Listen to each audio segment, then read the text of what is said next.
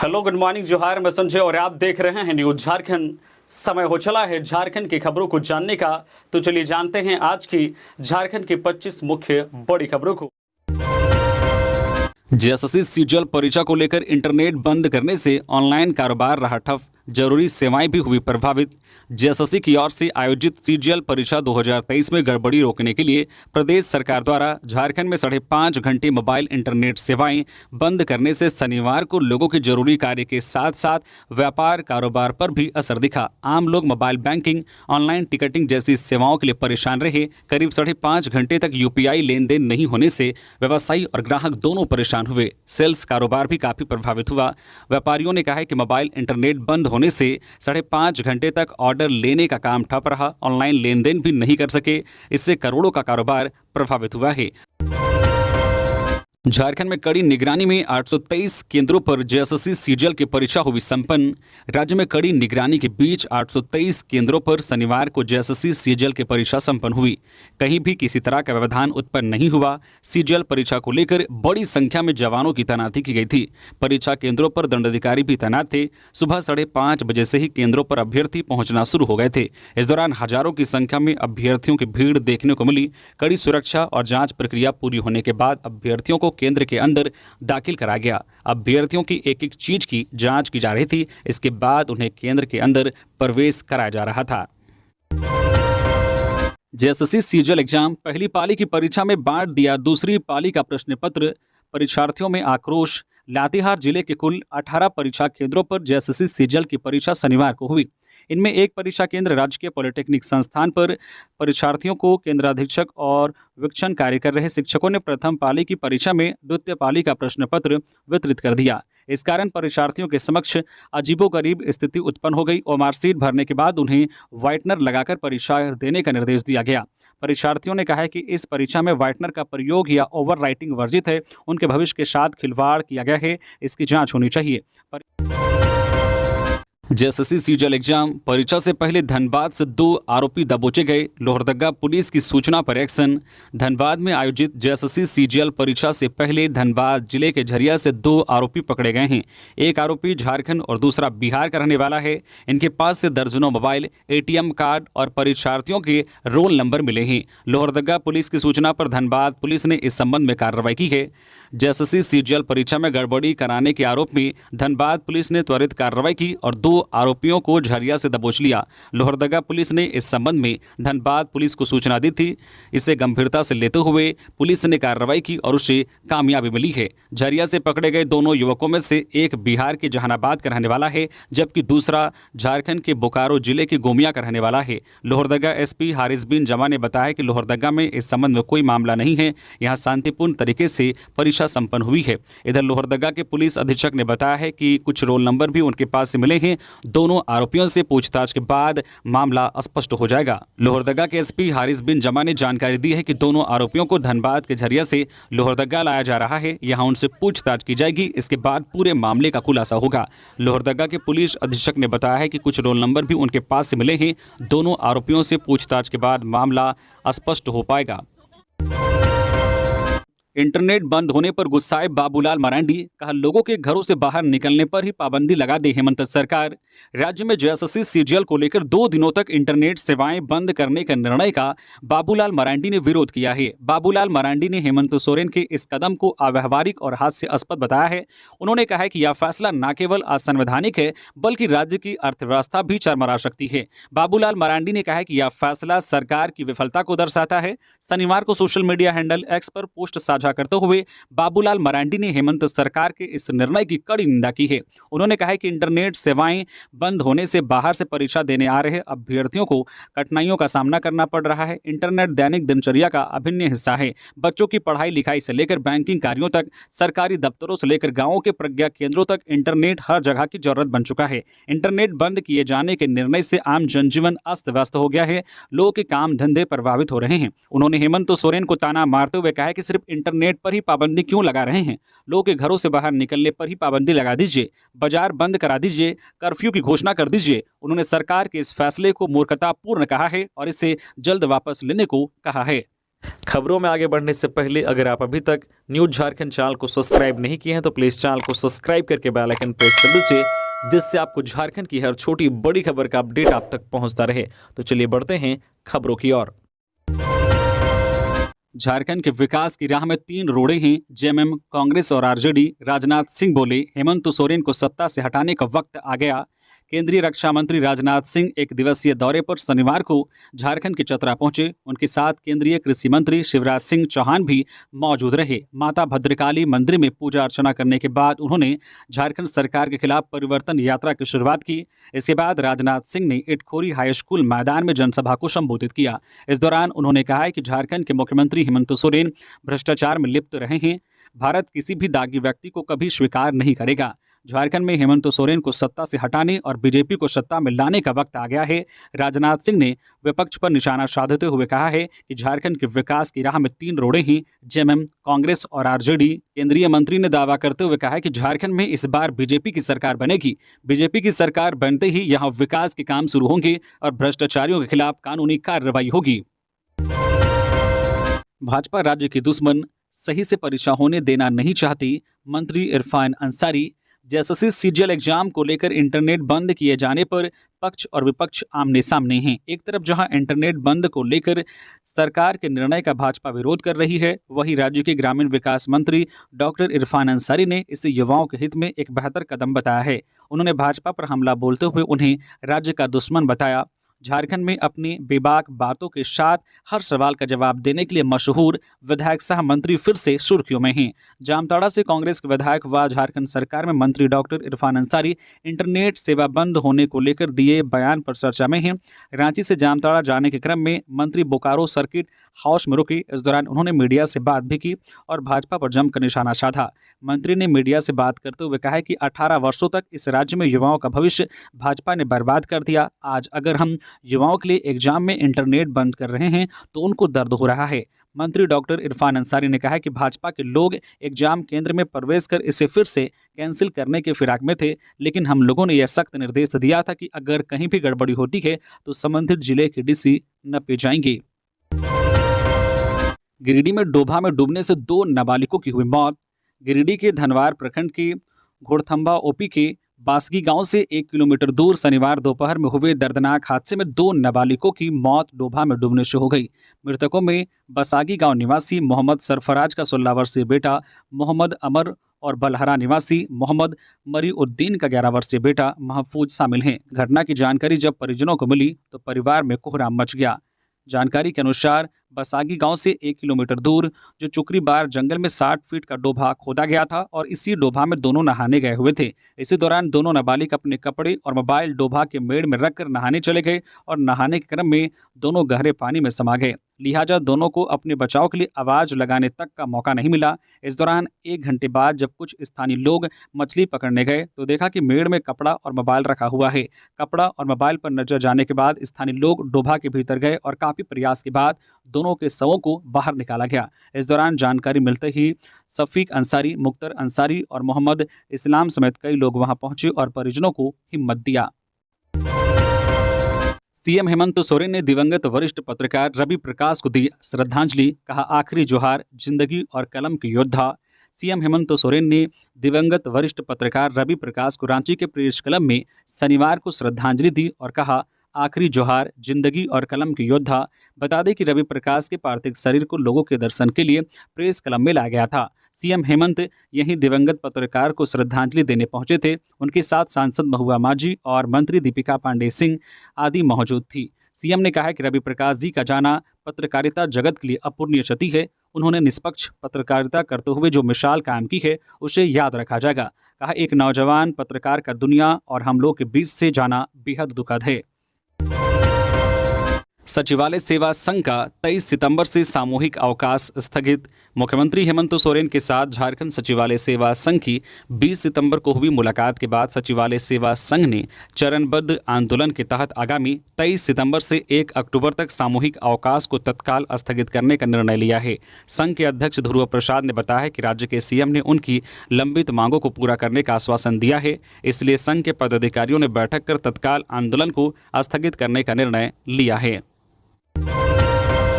झारखंड में कमजोर रहा मानसून, बंगाल की खाड़ी में बनेगा लो प्रेशर, जाने आने वाले दिनों में कैसा रहेगा मौसम का मिजाज। झारखंड में पिछले 24 घंटे के दौरान मानसून की गतिविधि कमजोर रही। बंगाल की खाड़ी में अपर एयर साइक्लोनिक सर्कुलेशन के असर से 23 सितंबर तक एक निम्न दबाव का क्षेत्र बनता दिख रहा है। मानसून तरफ बीकानेर, गुना, मांडला, राजनांदगांव और गोपालपुर से होते हुए पश्चिम मध्य बंगाल की खाड़ी की ओर बढ़ रहा है, जिससे झारखंड में सोमवार यानी कि 22 सितंबर को कहीं कहीं हल्के से मध्यम दर्जे की वर्षा होने की संभावना है।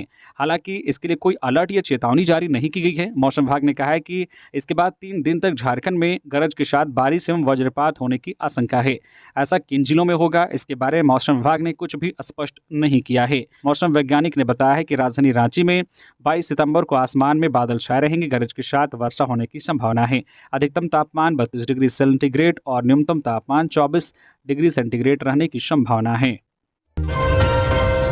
25 लाख की इनामी नक्सली जया मांझी की रिम्स में मौत। 1 करोड़ के इनामी नक्सली की थी पत्नी।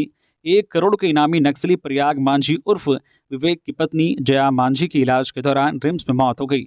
वह गॉल ब्लैडर के कैंसर से पीड़ित थी। 25 लाख की इनामी नक्सली जया मांझी को 16 जुलाई 2024 को गिरिडीह पुलिस ने धनबाद के एक निजी अस्पताल से गिरफ्तार किया था। तब वह नाम बदलकर इलाज करवा रही थी। जया मांझी भाकपा माओवादी संगठन के महिला विंग का कामकाज देखती थी। कुछ समय से जया की तबीयत खराब चल रही थी। इसी वजह से गुपचुप तरीके से उसे धनबाद के एक अस्पताल में भर्ती कराया गया था, लेकिन पुलिस को इसकी भनक लग गई। जया के खिलाफ भी गिरिडीह के अलग अलग थानों में करीब दर्जन भर मामले दर्ज हैं। जया का पति भाकपा माओवादी के सेंट्रल कमेटी का सदस्य है। उस पर 1 करोड़ का इनाम है। वह धनबाद के जो टुंडी प्रखंड स्थित दलुबेड़ा का रहने वाला है। झारखंड पुलिस मुख्यालय ने 101 आरक्षी हवलदार का किया ट्रांसफर।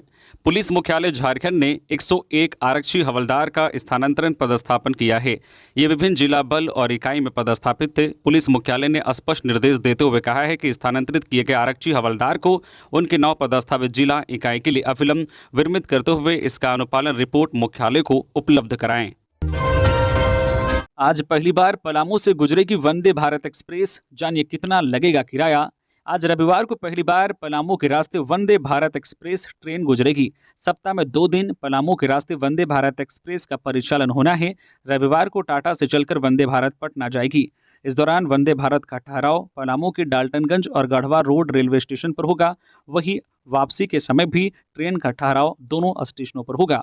वहीं वंदे भारत से डाल्टनगंज से पटना का किराया 1110 रुपये निर्धारित किया गया है। वहीं गया तक के लिए 965 रुपया और सोननगर तक के लिए 825 रुपये किराया होगा। वहीं डाल्टनगंज से टाटा तक का किराया 1060 रुपये, डाल्टनगंज से मोरी का 905 रुपये, डाल्टनगंज से चांडिल का किराया 1020 रुपये और डाल्टनगंज से बरकाकाना तक का 805 रुपये किराया होगा। रांची में आज होगा कांग्रेस का मैया सम्मेलन का आयोजन। ये संगठन होंगे शामिल। पूर्व मंत्री एवं झारखंड सरकार की समन्वय समिति के सदस्य बंधु तिर्की ने कहा है कि रविवार यानी 22 सितंबर को राजधानी रांची में आयोजित होने वाले मैया सम्मेलन की सभी तैयारियां पूरी कर ली गई है। उन्होंने कहा है कि इस सम्मेलन के आयोजन से न केवल झारखंड की इंडिया गठबंधन सरकार द्वारा झारखंड मुख्यमंत्री मैया सम्मान योजना, बल्कि झारखंड में जमीनी स्तर पर सफलतापूर्वक कार्यान्वित की जा रही अन्य लाभकारी एवं कल्याणकारी योजनाओं को भी मजबूती मिलेगी। तिर्की ने कहा है कि मुख्य रूप से महिलाएं और युवतियां इस सम्मेलन के आयोजन के प्रति बहुत अधिक उत्साहित है और इसमें आम लोगों विशेषकर महिलाओं में सशक्तिकरण की भावना का भी संचार होगा। तिर्की ने कहा है कि राजधानी के बजरा खक्सी टोला के जतरा मैदान में रविवार 22 सितंबर को 11 बजे से आयोजित जो मैया सम्मेलन में झारखंड के लोकप्रिय मुख्यमंत्री हेमंत सोरेन जी का सम्मान किया जाएगा और इसमें विशेष रूप से राज्य की 15 विधानसभा क्षेत्रों की महिलाओं, युवतियों सहित आम लोगों को सरकार की उस भावना से परिचित कराने का प्रयास है जिसके प्रति समर्पित होकर सरकार जन कल्याण की दिशा में आगे बढ़ रही है। आसू पार्टी का तमाड़ विधानसभा स्तरीय पंचायत एवं ग्राम प्रभारी सम्मेलन संपन्न। सुदेश महतो के निशाने पर हेमंत सोरेन। रांची के बुंडू स्थित आसू पार्टी कार्यालय में तमाड़ विधानसभा स्तरीय पंचायत एवं ग्राम प्रभारी सम्मेलन आयोजित हुआ। इस दौरान पार्टी सुप्रीमो सुदेश महतो ने कहा है कि सरकार का कर्तव्य अपनी नीतियों और फैसले से जनता के जीवन को सहज बनाना होता है, लेकिन वर्तमान सरकार ने अपने फैसलों से जनता के जीवन में परेशानियों को बढ़ाने का काम किया है। कदाचार मुक्त परीक्षा कराने में विफल सरकार ने बिना सोचे समझे सिर्फ अपनी नाकामी छिपाने के लिए इंटरनेट बंद करने का तुगलकी फरमान सुना है। नगर उंटारी में अधिवक्ता भवन बनाने के लिए मंत्री मिथिलेश ने की पहल, सीएम को सौंपा ज्ञापन। गढ़वा विधायक झारखंड सरकार के पेयजल एवं स्वच्छता, पर्यटन, कला संस्कृति, खेलकूद एवं युवा कार्य विभाग मंत्री मिथिलेश कुमार ठाकुर ने नगर उंटारी में अधिवक्ताओं के लिए सर्व सुविधा संपन्न भवन बनाने की पहल की। इस संबंध में मंत्री ठाकुर ने मुख्यमंत्री हेमंत सोरेन को ज्ञापन सौंपकर इस दिशा में सकारात्मक पहल करने का आग्रह किया। मुख्यमंत्री को सौंपे गए ज्ञापन में मंत्री ठाकुर ने कहा है कि नगर उंटारी, बंसीधर नगर व्यवहार न्यायालय में अधिवक्ताओं को बैठने, कार्य करने एवं प्रसाधन तक की व्यवस्था नहीं है। इस कारण इन्हें न्यायालय के दैनिक कार्यों को निष्पादन करने में काफ़ी कठिनाइयों का सामना करना पड़ता है। मंत्री ने बताया है कि इस मामले में मुख्यमंत्री ने यथाशीघ्र सकारात्मक कार्रवाई करने की बात कही है। मानव तस्करी रोकने के लिए सिमडेगा पुलिस की पहल, जारी किया toll free number. Simdega police ने मानव तस्करी रोकने के लिए एक नई पहल शुरू की है। इस पहल के तहत पुलिस ने टोल फ्री नंबर 1800-3456-256 जारी किया है। इस टोल फ्री नंबर के माध्यम से पीड़ित या अन्य व्यक्ति कॉल करके प्रताड़ना की सूचना पुलिस को दे सकता है। सूचना मिलने के बाद पुलिस आवश्यक कार्रवाई करेगी। इस बात की जानकारी सिमडेगा पुलिस ने आईजी प्रोविजन को पत्र लिखकर दी है। पत्र में लिखा गया है कि सिमडेगा जिला मानव तस्करी से अत्यधिक प्रभावित है और यहां से पैसे कमाने का लालच देकर लोगों को बाहर ले जाने की शिकायत मिलती रहती है। कई बार शहर के लड़के और लड़कियों को कमाने और नौकरी दिलाने के नाम पर बाहर ले जाकर विभिन्न प्रकार से प्रताड़ित किया जाता है। इसकी गंभीरता को देखते हुए सिमडेगा पुलिस ने यह कदम उठाया है। महुआ मांझी का आरोप, बीजेपी की सरकार में कम हुई आदिवासी जनसंख्या। घुसपैठ पर कही यह बात। जेएमएम सांसद महुआ मांझी ने कहा है कि बीजेपी की सरकार में यहां पर आदिवासियों की जनसंख्या कम हुई। जहां तक घुसपैठियों की बात है तो सीमा पर बीएसएफ अपने देश को दूसरे देश के लोगों से सुरक्षित रखते हैं और घुसपैठ को रोकते हैं। यह जिम्मेदारी तो केंद्र की है और यह गृह मंत्री अमित शाह का विभाग है। वे अगर नहीं कर पा रहे हैं तो राज्य पर क्यों थोप रहे हैं? यह केंद्र सरकार की विफलता है। मांझी ने वन नेशन वन इलेक्शन पर प्रतिक्रिया देते हुए कहा, बीजेपी लंबे समय से यह कोशिश कर रही थी। वह चाहती है कि देश में केवल एक ही पार्टी शासन करे। हाल ही में एनसीपी और शिवसेना टूट गई, जबकि ओडिशा में बीजेडी का लगभग सफाया हो गया। इसी तरह वे झारखंड में जेएमएम को नष्ट करने की कोशिश कर रहे हैं। वे एक राष्ट्र एक चुनाव का उपयोग करके क्षेत्रीय दलों को नष्ट करने की कोशिश में हैं। इंटरनेट सेवा बंद के खिलाफ हाईकोर्ट में जनहित याचिका दायर। कोर्ट ने सरकार से 4 सप्ताह में मांगा जवाब। जेएसएससी सीजीएल परीक्षा के कारण शनिवार और रविवार को राज्य में इंटरनेट सुविधा बंद किए जाने के खिलाफ हाईकोर्ट में जनहित याचिका दायर की गई है।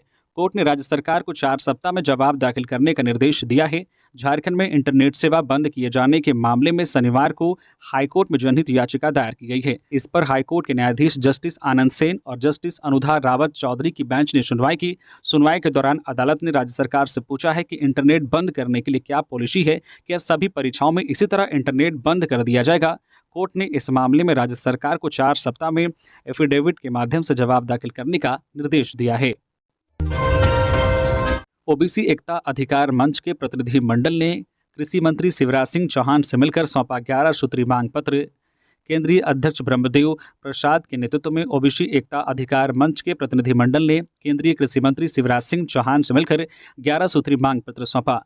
जातीय जनगणना कराकर देश में सभी क्षेत्रों में राजनीतिक, सामाजिक, शैक्षणिक एवं नौकरी में आरक्षण बढ़ाने की मांग किया तथा झारखंड में लगभग 85% किसानों की आबादी है। इसमें 50% ओबीसी किसान परिवार निवास करते हैं। झारखंड के किसानों के हित में केंद्रीय सरकार द्वारा ग्रामीण स्तर पर बाजार की व्यवस्था, उनके उत्पादन का उचित समर्थन मूल्य देने की मांग किया और किसानों के लिए सभी प्रखंड मुख्यालय में उनके उत्पादन के लिए प्रोसेसिंग प्लांट स्थापित करने की मांग किया एवं राज्य में ओबीसी की हालत व उनकी उत्थान कैसे होगा, इस विषय पर विशेष रूप से चर्चा हुआ एवं ओबीसी एकता अधिकार मंच का 11 सूत्री मांग को चुनावी घोषणा पत्र में शामिल करने की मांग किया गया।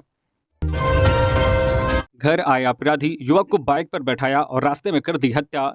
झारखंड के देवघर जिले से हत्या का एक सनसनीखेज मामला सामने आया है, जहां एक युवक को कुछ अपराधी अपनी बाइक पर बैठाकर ले गए और रास्ते में उसकी हत्या कर दी। मामला देवघर जिले के रिखिया थाना अंतर्गत दुम्मा गांव का है। दरअसल गांव से 2 किलोमीटर दूर सड़क किनारे एक युवक का शव मिला था। शव की पहचान राजू यादव के रूप में हुई थी। मृतक की पत्नी अनिता देवी ने 3 लोगों पर हत्या का आरोप लगाया है। उसने कहा है कि पुरानी दुश्मनी के कारण उसके पति की हत्या कर दी गई है। अनिता देवी ने बताया है कि वो लोग मूल रूप से बिहार के बांका जिले के कटोरिया थाना अंतर्गत दुम्मा गांव के निवासी हैं।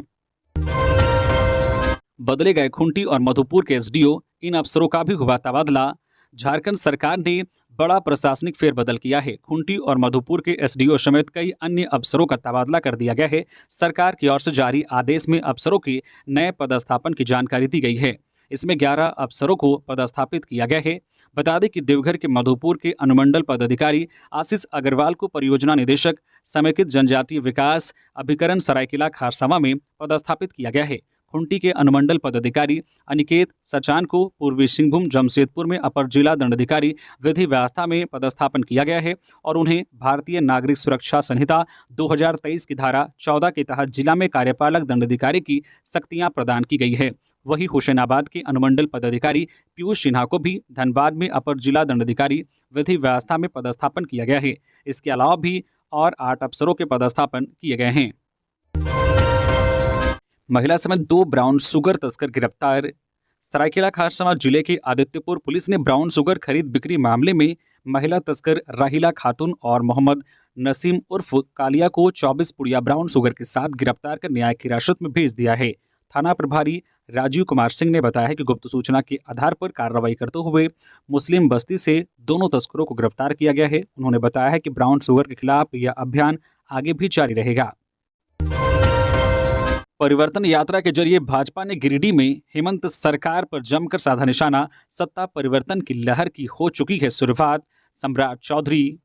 परिवर्तन रथ यात्रा के जरिए हेमंत सरकार पर झारखंड भाजपा के साथ राष्ट्रीय और दूसरे प्रदेश के भाजपा नेताओं का हमला लगातार जारी है। इसी क्रम में शनिवार को बिहार के डिप्टी सीएम सम्राट चौधरी और केंद्रीय मंत्री अन्नपूर्णा देवी गिरिडीह पहुंची और हेमंत सरकार पर जमकर हमला बोला। शहर के स्टेशन रोड स्थित अंटा बंगला में परिवर्तन यात्रा जनसभा के दौरान डिप्टी सीएम सम्राट चौधरी ने कहा है कि भारत ही वह भूमि रही जिस पर हमला कर शासन किया गया। सम्राट चौधरी ने कहा है कि आने वाले दिनों में चुनाव होना है। भाजपा अब झारखंड से हेमंत सरकार को सत्ता से हटाने के अभियान में जुट गई है। परिवर्तन यात्रा जनसभा को संबोधित करते हुए उप मुख्यमंत्री सम्राट चौधरी ने कहा है कि हेमंत सरकार को अब सत्ता से हटाने को लेकर कोई भी ताकत नहीं रोक सकती है। पीएम मोदी ने देश के विपक्षी दलों को दिखा दिया है कि देश का नेतृत्व कैसे किया जाता है। इधर परिवर्तन यात्रा जनसभा को केंद्रीय मंत्री अन्नपूर्णा देवी, पूर्व विधायक निर्भय शाहाबादी समेत कई नेताओं ने संबोधित किया। झारखंड के 54 प्रशासनिक अधिकारियों का हुआ तबादला। झारखंड के 53 प्रशासनिक अधिकारियों का तबादला कर दिया गया है। पाकुड़ के अनुमंडल पदाधिकारी परवीन करकेट्टा को पदस्थापित करते हुए अगले आदेश तक पश्चिमी सिंहभूम चाईबासा के अपर उपायुक्त के पद पर पदस्थापित किया गया है। रांची में कृषि मंत्री शिवराज सिंह ने किया पौधारोपण। कहा, सृष्टि बनाने के लिए पेड़ जरूरी, कम से कम एक पेड़ जरूर लगाएं। कृषि मंत्री शिवराज सिंह चौहान ने शनिवार को भारतीय जनता पार्टी डोरंडा मंडल अंतर्गत कुशई कॉलोनी स्थित मंदिर प्रांगण में वृक्षारोपण किया। इस अवसर पर केंद्रीय कृषि मंत्री ने कहा कि सृष्टि को बनाने का कार्य वृक्षारोपण से और अच्छा हो नहीं सकता। मौसम को अनुकूल रखने के लिए भी पेड़ जरूरी है और इससे प्रेरणा लेते हुए हर कार्यकर्ता कम से कम एक पेड़ जरूर लगाए। पेड़ लगाकर उसकी 5 वर्षों तक देखभाल तब तक करे जब तक उसमें फल न आ जाए। झारखंड से एनएसयूआई की पहली महिला राष्ट्रीय संयोजक बनी आरुषि वंदना। कांग्रेस के अधिकारियों ने दी बधाई। कांग्रेस छात्र संगठन एनएसयूआई की झारखंड प्रदेश नेत्री आरुषि वंदना को राष्ट्रीय मेन बॉडी में राष्ट्रीय संयोजक बनाया गया है। यह झारखंड से एनएसयूआई की राष्ट्रीय टीम में शामिल होने वाली पहली महिला है। उनके साथ झारखंड के आयुष सिन्हा को भी इस टीम में जगह दी गई है। गुमला विधायक भूषण तिर्की समेत 6 आरोपियों को 25 को कोर्ट में उपस्थित रहने का निर्देश। गुमला विधायक भूषण तिर्की से जुड़े 8 साल पुराने एक मामले में आरोप तय किया जाना है। आरोप तय नहीं हो पाने के कारण मामला एक ही स्टेज पर लंबित है। एमपी एमएलए मामले की विशेष अदालत आरोपियों को पिछले कई तारीखों से बुला रही है, लेकिन आरोपी उपस्थित नहीं हो रहा है। पिछली सुनवाई के दौरान जब आरोपी उपस्थित नहीं हुआ तो अदालत ने अगली निर्धारित तारीख को आरोपियों को अनिवार्य रूप से कोर्ट में उपस्थित रहने का निर्देश दिया है। अदालत ने अगली सुनवाई की तारीख 25 सितंबर निर्धारित की है। विधायक समेत अन्य आरोपियों पर नाजायज मजमा लगाकर रोड जाम करने, सरकारी कामकाज में बाधा डालने समेत अन्य आरोप है। तो ये थी आज की झारखंड की टॉप बड़ी खबरें। इसी तरह से झारखंड की हर छोटी बड़ी खबर देखने के लिए आप हमारे चैनल न्यूज झारखंड चैनल को सब्सक्राइब करके बेल आइकन प्रेस कर दीजिए, जिससे झारखंड की हर छोटी बड़ी खबर का अपडेट आप तक पहुंचता रहे। तो अभी के लिए बस इतना ही, हमें दीजिए इजाजत, फिर मिलते हैं नेक्स्ट खबरों के साथ। धन्यवाद।